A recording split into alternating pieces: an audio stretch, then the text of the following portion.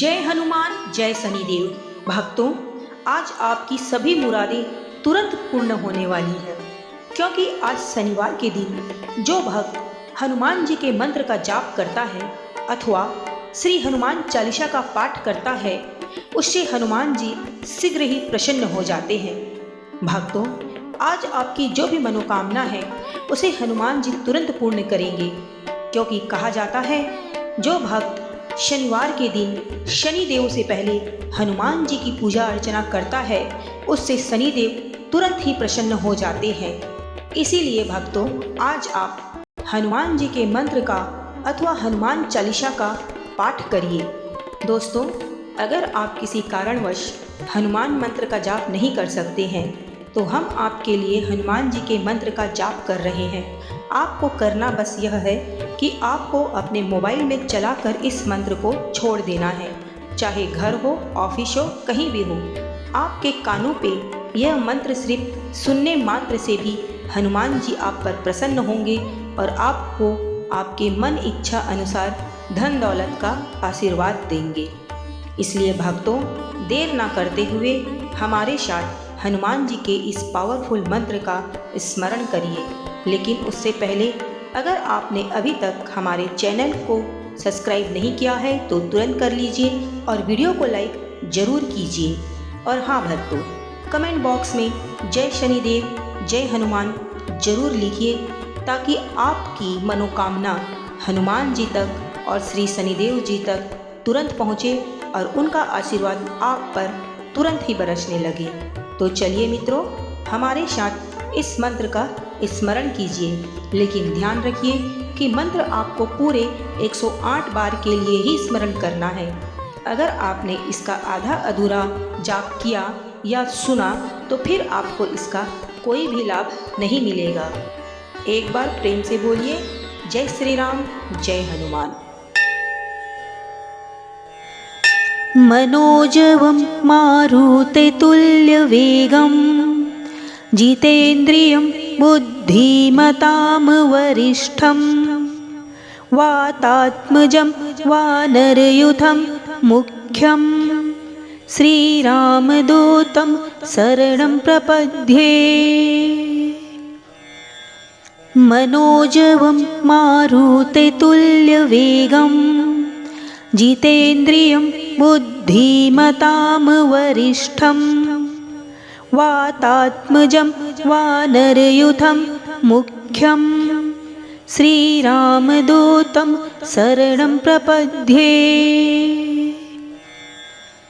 मनोजवं मारुततुल्यवेगं जितेन्द्रियं बुद्धिमतां वरिष्ठं वातात्मजं वानरयूथं मुख्यं श्रीरामदूतं शरणं प्रपद्ये। मनोजवं मारुततुल्यवेगं जितेन्द्रियं बुद्धिमतां वरिष्ठं वातात्मजं वानरयूथं मुख्यं श्रीरामदूतं शरणं प्रपद्ये। मनोजवं मारुततुल्यवेगं जितेन्द्रियं बुद्धिमतां वरिष्ठं वातात्मजं वानरयूथं मुख्यं श्रीरामदूतं शरणं प्रपद्ये। मनोजवं मारुततुल्यवेगं जितेन्द्रियं बुद्धिमतां वरिष्ठं वातात्मजं वानरयूथं मुख्यं श्रीरामदूतं शरणं प्रपद्ये। मनोजवं मारुततुल्यवेगं जितेन्द्रियं बुद्धिमतां वरिष्ठं वातात्मजं वानरयूथं मुख्यं श्रीरामदूतं शरणं प्रपद्ये। मनोजवं मारुततुल्यवेगं जितेन्द्रियं बुद्धिमतां वरिष्ठं वातात्मजं वानरयूथं मुख्यं श्रीरामदूतं शरणं प्रपद्ये। मनोजवं मारुततुल्यवेगं जितेन्द्रियं बुद्धिमतां वरिष्ठं वातात्मजं वानरयूथं मुख्यं श्रीरामदूतं शरणं प्रपद्ये। मनोजवं मारुततुल्यवेगं जितेन्द्रियं बुद्धिमतां वरिष्ठं वातात्मजं वानरयूथं मुख्यं श्रीरामदूतं शरणं प्रपद्ये। मनोजवं मारुततुल्यवेगं जितेन्द्रियं बुद्धिमतां वरिष्ठं वातात्मजं वानरयूथं मुख्यं श्रीरामदूतं शरणं प्रपद्ये। मनोजवं मारुततुल्यवेगं जितेन्द्रियं बुद्धिमतां वरिष्ठं वातात्मजं वानरयूथं मुख्यं श्रीरामदूतं शरणं प्रपद्ये।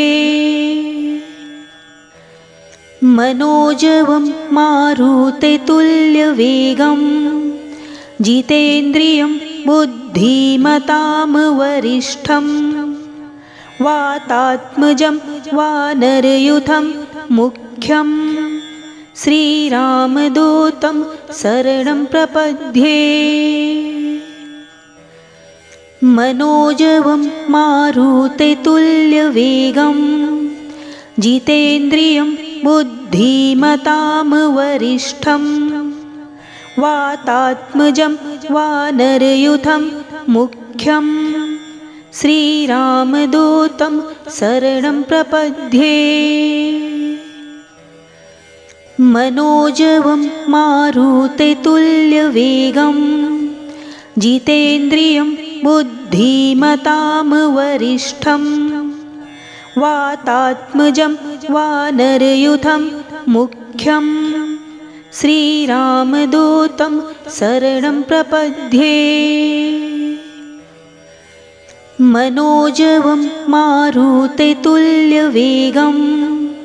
जितेन्द्रियं बुद्धिमतां वरिष्ठं वातात्मजं वानरयूथं मुख्यं श्रीरामदूतं शरणं प्रपद्ये। मनोजवं मारुततुल्यवेगं जितेन्द्रियं बुद्धिमतां वरिष्ठं वातात्मजं वानरयूथं मुख्यं श्रीरामदूतं शरणं प्रपद्ये। मनोजवं मारुततुल्यवेगं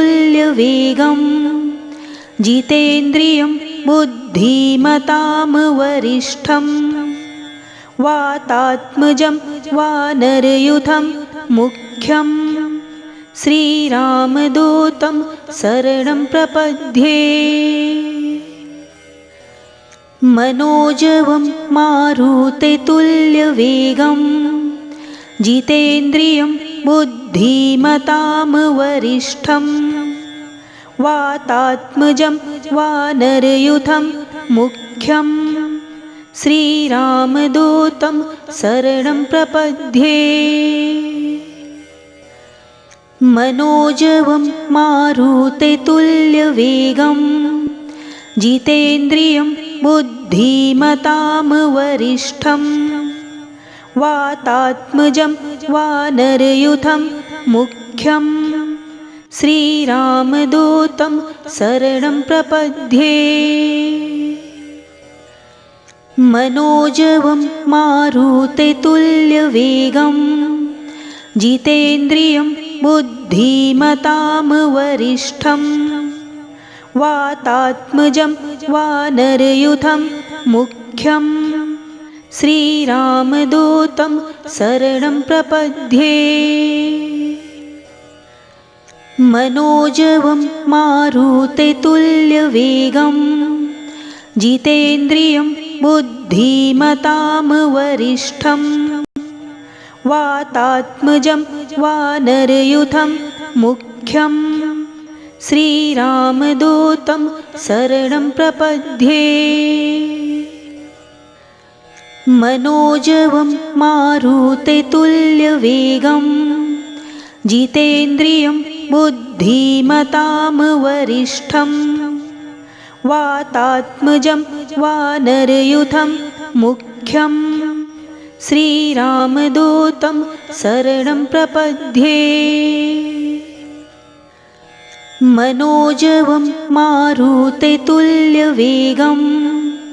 जितेन्द्रियं बुद्धिमतां वरिष्ठं वातात्मजं वानरयूथं मुख्यं श्रीरामदूतं शरणं प्रपद्ये।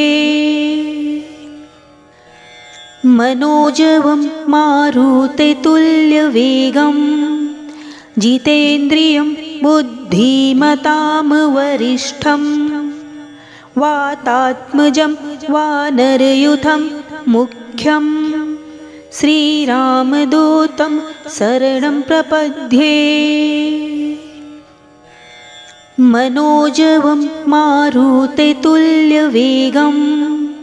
जितेन्द्रियं बुद्धिमतां वरिष्ठं वातात्मजं वानरयूथं मुख्यं श्रीरामदूतं शरणं प्रपद्ये।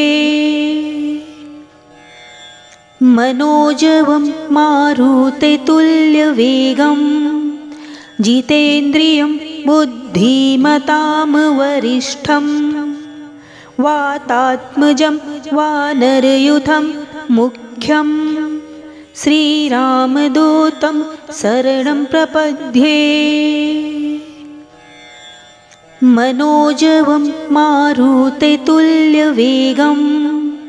जितेन्द्रियं बुद्धिमतां वरिष्ठं वातात्मजं वानरयूथं मुख्यं श्रीरामदूतं शरणं प्रपद्ये। मनोजवं मारुततुल्यवेगं जितेन्द्रियं बुद्धिमतां वरिष्ठं वातात्मजं वानरयूथं मुख्यं श्रीरामदूतं शरणं प्रपद्ये। मनोजवं मारुततुल्यवेगं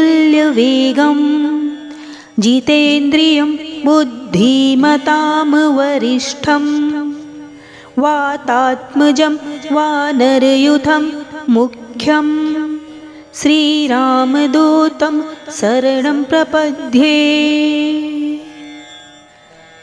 मनोजवं मारुततुल्यवेगं जितेन्द्रियं बुद्धिमतां वरिष्ठं वातात्मजं वानरयूथं मुख्यं श्रीरामदूतं शरणं प्रपद्ये। मनोजवं मारुततुल्यवेगं जितेन्द्रियं बुद्धिमतां वरिष्ठं वातात्मजं वानरयूथं मुख्यं श्रीरामदूतं शरणं प्रपद्ये। मनोजवं मारुततुल्यवेगं जितेन्द्रियं बुद्धिमतां वरिष्ठं वातात्मजं वानरयूथं मुख्यं श्रीरामदूतं शरणं प्रपद्ये। मनोजवं मारुततुल्यवेगं जितेन्द्रियं बुद्धिमतां वरिष्ठं वातात्मजं वानरयूथं मुख्यं श्रीरामदूतं शरणं प्रपद्ये। मनोजवं मारुततुल्यवेगं जितेन्द्रियं बुद्धिमतां वरिष्ठं वातात्मजं वानरयूथं मुख्यं श्रीरामदूतं शरणं प्रपद्ये। मनोजवं मारुततुल्यवेगं जितेन्द्रियं बुद्धिमतां वरिष्ठं वातात्मजं वानरयूथं मुख्यं श्रीरामदूतं शरणं प्रपद्ये। मनोजवं मारुततुल्यवेगं जितेन्द्रियं बुद्धिमतां वरिष्ठं वातात्मजं वानरयूथं मुख्यं श्रीरामदूतं शरणं प्रपद्ये। मनोजवं मारुततुल्यवेगं जितेन्द्रियं बुद्धिमतां वरिष्ठं वातात्मजं वानरयूथं मुख्यं श्रीरामदूतं शरणं प्रपद्ये। मनोजवं मारुततुल्यवेगं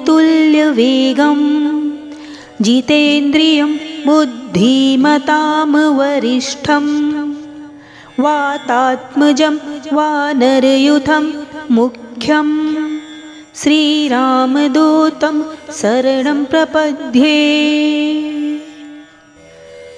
मनोजवं मारुततुल्यवेगं जितेन्द्रियं बुद्धिमतां वरिष्ठं वातात्मजं वानरयूथं मुख्यं श्रीरामदूतं शरणं प्रपद्ये। मनोजवं मारुततुल्यवेगं जितेन्द्रियं बुद्धिमतां वरिष्ठं वातात्मजं वानरयूथं मुख्यं श्रीरामदूतं शरणं प्रपद्ये। मनोजवं मारुततुल्यवेगं जितेन्द्रियं बुद्धिमतां वरिष्ठं वातात्मजं वानरयूथं मुख्यं श्रीरामदूतं शरणं प्रपद्ये। मनोजवं मारुततुल्यवेगं जितेन्द्रियं बुद्धिमतां वरिष्ठं वातात्मजं वानरयूथं मुख्यं श्रीरामदूतं शरणं प्रपद्ये। मनोजवं मारुततुल्यवेगं जितेन्द्रियं बुद्धिमतां वरिष्ठं वातात्मजं वानरयूथं मुख्यं श्रीरामदूतं शरणं प्रपद्ये। मनोजवं मारुततुल्यवेगं जितेन्द्रियं बुद्धिमतां वरिष्ठं वातात्मजं वानरयूथं मुख्यं श्रीरामदूतं शरणं प्रपद्ये। मनोजवं मारुततुल्यवेगं जितेन्द्रियं बुद्धिमतां वरिष्ठं वातात्मजं वानरयूथं मुख्यं श्रीरामदूतं शरणं प्रपद्ये। मनोजवं मारुततुल्यवेगं जितेन्द्रियं बुद्धिमतां वरिष्ठं वातात्मजं वानरयूथं मुख्यं श्रीरामदूतं शरणं प्रपद्ये। मनोजवं मारुततुल्यवेगं जितेन्द्रियं बुद्धिमतां वरिष्ठं वातात्मजं वानरयूथं मुख्यं श्रीरामदूतं शरणं प्रपद्ये। मनोजवं मारुततुल्यवेगं जितेन्द्रियं बुद्धिमतां वरिष्ठं वातात्मजं वानरयूथं मुख्यं श्रीरामदूतं शरणं प्रपद्ये।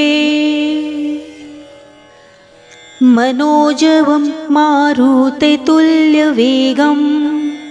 जितेन्द्रियं बुद्धिमतां वरिष्ठं वातात्मजं वानरयूथं मुख्यं श्रीरामदूतं शरणं प्रपद्ये।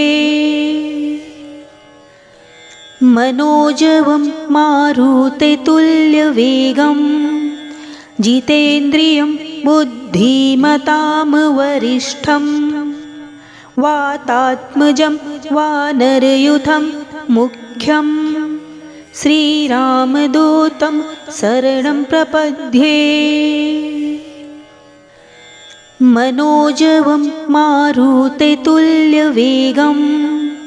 जितेन्द्रियं बुद्धिमतां वरिष्ठं वातात्मजं वानरयूथं मुख्यं श्रीरामदूतं शरणं प्रपद्ये। मनोजवं मारुततुल्यवेगं जितेन्द्रियं बुद्धिमतां वरिष्ठं वातात्मजं वानरयूथं मुख्यं श्रीरामदूतं शरणं प्रपद्ये। मनोजवं मारुततुल्यवेगं